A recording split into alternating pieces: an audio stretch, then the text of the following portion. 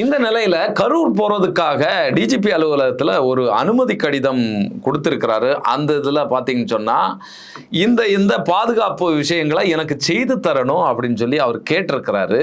அவர் போறதுல பிரச்சனை இல்லை, இந்த பாதுகாப்பு விஷயங்களை எனக்கு செய்து தரணும் அப்படின்னு கேட்டிருக்கிறாருல, அதுதான் மிக மிக வினோதமாக இருக்கு.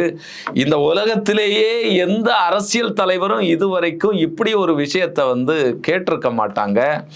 யாருமே இப்படி செய்து தாங்க அப்படின்னு சொல்லியிருக்க மாட்டாங்க. அப்படிப்பட்ட விஷயத்தை தான் இவர் சொல்லியிருக்கிறாரு.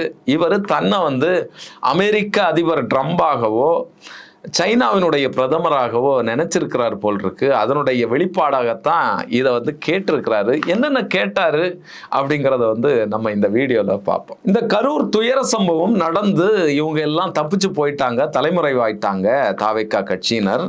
குறிப்பாக விஜய் அவர்களுக்கு நெஞ்சு உடைஞ்சு அவர் அமைதி ஆயிட்டாரு.